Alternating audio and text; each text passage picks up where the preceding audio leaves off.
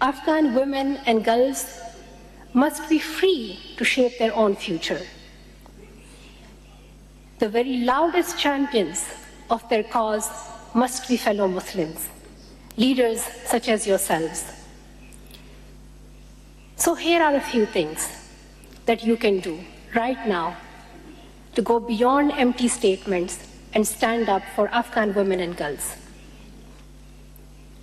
First, recognize the Taliban regime as perpetrators of gender apartheid. Do not legitimize them. Do not make compromises on our faith. Second, support the Crime Against Humanity Treaty, a global effort to codify gender apartheid in international law and hold the Taliban accountable. Push your governments to engage in the process. It is time we have real tools to prevent an extremist regime from systematically erasing women and girls like the Taliban are doing. The path forward for Afghanistan lies in political solutions instead of military force, and in using the power of international law and human rights to bring justice.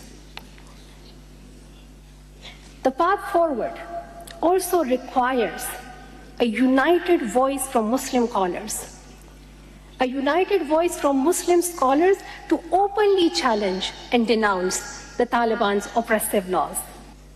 We must be the narrators of our faith. We must speak for what Islam stands for. That means looking at the situation of girls' education in all Muslim countries.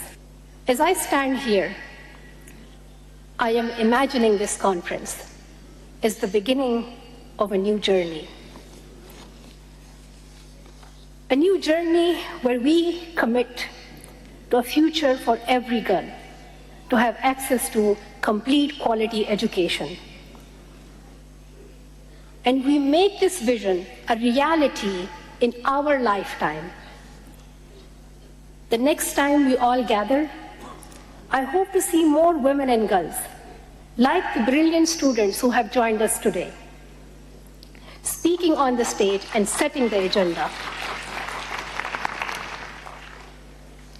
Seeing you all pursue your education gives me hope for our country. Pakistan is where I began my journey. And this is where my heart will always be. 12.5 million Pakistani girls are out of school, one of the highest numbers in the world. I am glad that this conference is taking place here in Pakistan, because there is still a tremendous amount of work that is ahead of us so that every Pakistani girl can have access to her education. Distinguished guests, championing girls' education is the mission of my life. I'm here to tell you that girls around the world need us to act today. These girls need us to act for their education today, not next year, not next decade. So I ask you all in this room and your leaders, protect every girl's right to go to school for a complete 12 years.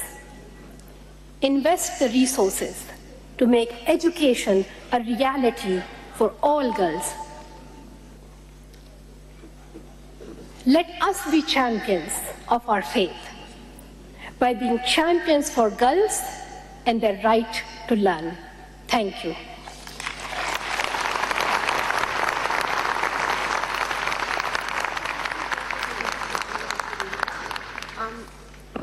Malala, we would like to hold you here on the stage for a minute because the Muslim World League wants to present you with an honorary shield for your efforts for girls' education.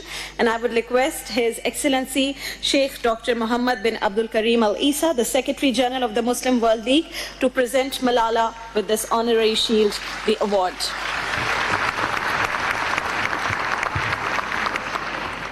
A big round of applause, everyone.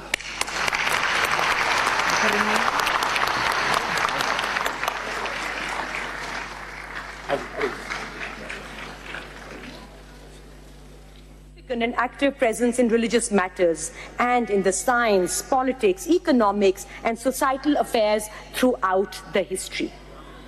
Prime Minister Shehbaz Sharif declared an education emergency across the country on the occasion of International Universal Day, urging the private sector and civil society organizations to collaborate with the government in addressing the pressing challenges of education and emphasizing public-private partnership.